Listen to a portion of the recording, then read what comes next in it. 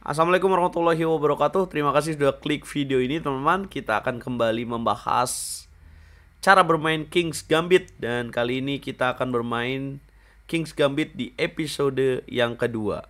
Nah, kita akan bahas pertanyaan-pertanyaan yang teman-teman tanyakan di kolom komentar. Tapi sebelum itu jangan lupa klik tombol like-nya dulu yuk.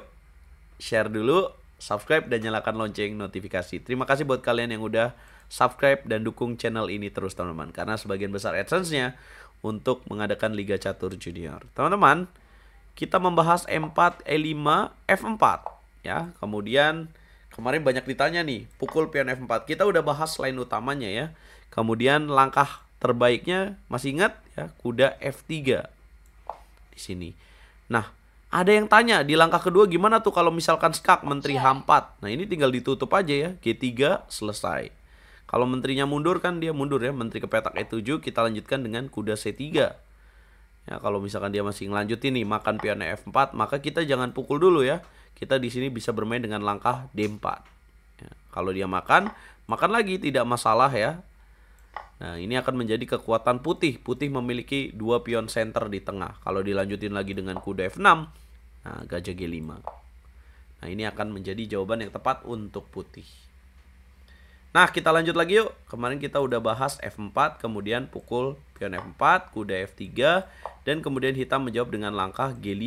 Kemudian putih di sini H4 ya, kemudian G4 dan kuda ke petak E5. Nah, mungkin ada pertanyaan yang ingin teman-teman ajukan ya. Kalian bisa menulis di video ini ya nanti. Nah, kita akan bahas jawaban dari hitam ya. Selain G5, coba kita bahas D6. Nah, apa jawaban terbaik putih? Nah, maka kita akan menjawab dengan langkah D4. Langsung aktifkan ancaman pada pion F4. Hitam berikutnya masih bisa menjawab dengan langkah G5 untuk menjaga pion F4. Dan putih selanjutnya bisa menjawab dengan langkah H4 kembali, G4. Dan kali ini kuda putih tidak lagi ke petak E5 karena sudah dijaga oleh petak D6. Tapi apa yang akan dilakukan oleh putih? Ya, kudanya bisa mundur ke petak G1 kembali. Nah, sekarang ada ancaman pada pion F4. Apabila hitam menjaga dengan queen contohnya ke petak F6, maka lanjutkan dengan kuda C3. Idenya kuda D5, ancam queen, ancam pion C7, ancam pion F4. Hitam tentu menjaga bang dengan langkah C6. Nah, maka putih lanjutkan dengan gajah C4. Nah, apabila hitam melanjutkan dengan jalan contoh gajah ke petak E6 di sini, maka kita bisa unggul ya. Apabila makan, ya dia harus makan dengan queen atau pion. Kalau makan dengan pion, pion G4-nya jatuh. Ini unggul buat putih. Ya, walaupun dia mendapatkan pion D4, tapi pion E6 juga jatuh. Apa jawaban hitam yang terbaik? Adalah gajah ke petak H6, menjaga pion F4. Nah, ini yang agak sulit berikutnya di langkah ke-9. Putih bisa memilih langkah E5. Ini menarik ya, apabila dimakan, maka ada jawaban kuda E4. Kita tahu tidak bisa menteri F5, ada kuda D6 ancamannya. Apabila dia menteri E7, maka putih bisa memukul pion E5. Apabila dimakan lagi, kita sacrifice pion, artinya ada ancaman menteri E2. Tujuannya kuda D6. Ya, apabila dilanjutkan dengan gajah E6, maka dilanjutkan dengan gajah D2. Tujuannya gajah C3. Contoh nih, kalau misalkan makan kan teman-teman berpikir dong pasti F5 nih kena. Nah, tenang aja di sini ya. Pada saat gajah kali C4, kita tidak mesti gajah pukul C4, tapi jebakannya tidak perlu queen kali C4. Tapi di sini jebakannya adalah kuda D6. Boom. Nah, ini kena queennya. Jadi hitam harus hati-hati nih. Ya, hitam di sini jawaban terbaiknya adalah dengan F3. Kalau dimakan, maka gajah makan D2. Kemudian apabila dimakan lagi dengan kuda, maka terjadi pertukaran queen dan ini akan mengarah kepada seimbang. Nih. Walaupun dapat pion F3 ya, tapi ini bisa dapetin lagi dengan kuda D4.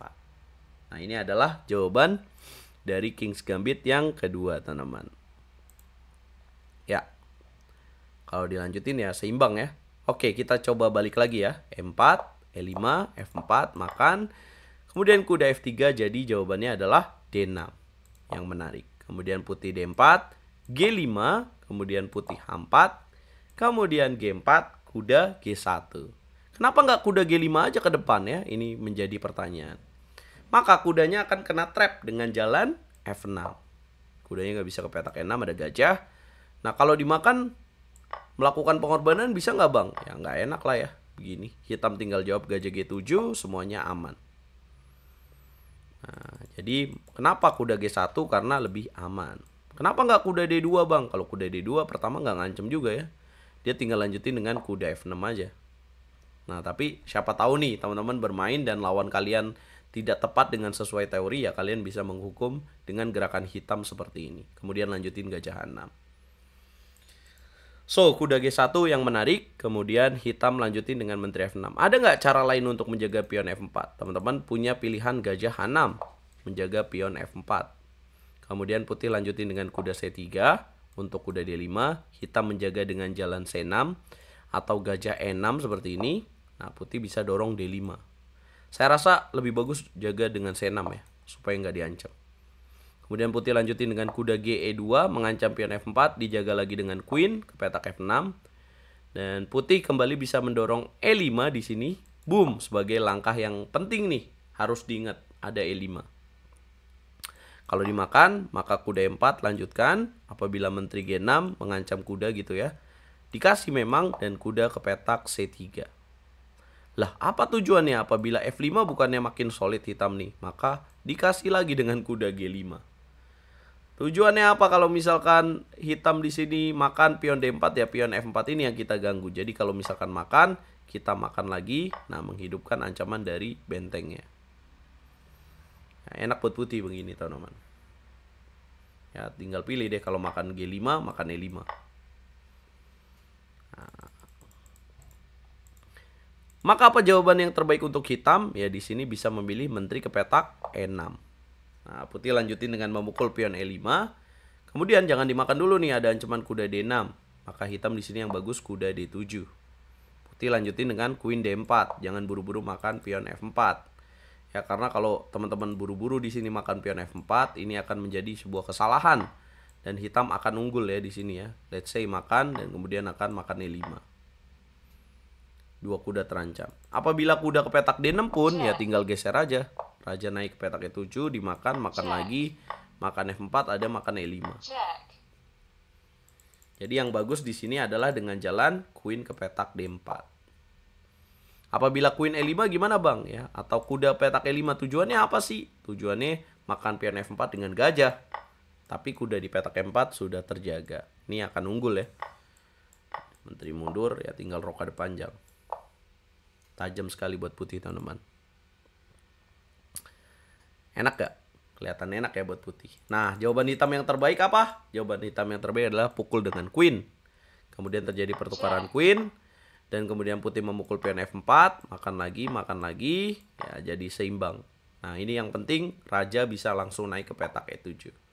So, kalau misalkan putih di sini lanjutin dengan rokade, hitam bisa kuda ke petak F6.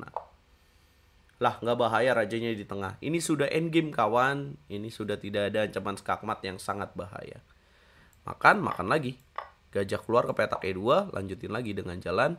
Bisa H5, bisa gajah ke petak F5. Tinggal pilih teman-teman. Ya, segitu dulu episode yang kedua ini. Jadi teman-teman bisa ulang lagi videonya. Dan mungkin kalau saya menerangkan dengan terlalu cepat, teman-teman bisa pause pelan-pelan. Ya, semoga ini bisa membantu teman-teman yang tidak memiliki biaya untuk sekolah catur ya. Dan kalau kalian merasa terbantu dengan pelajaran opening edukasi teori catur dari RL Chess, jangan lupa follow sosial mediaku yang lain. Dan jangan lupa bantu share juga ke orang-orang lain yang tidak mengerti catur. Ya mungkin kalian lagi gabut ya, daripada kalian main judol ya kan, lebih bagus gunakan ilmunya untuk belajar teman-teman, untuk kegiatan positif. Ya, tidak ada kata terlambat untuk belajar ya, dan tidak ada terlambat untuk menjadi seorang juara. Kalau mau jadi seorang juara, step utamanya adalah mempelajari opening dengan benar dan baik. Nah, semoga video ini membantu. Kita ketemu di episode berikutnya. Jangan lupa support terus RL Chess karena aku masih ada di Moskow, dan kalian bisa support kalau mau kasih donasi atau saweran, bisa klik link yang ada di kolom komentar teman-teman. Kita ketemu di video berikutnya. Catur Yes Indonesia. Jaya bosku, mainkan langsung King's Gambitnya. Cara penerapannya, hafalin dan mainkan ketika kalian main catur. Jangan main 3 menit dulu, 10 menit dulu. Bye-bye.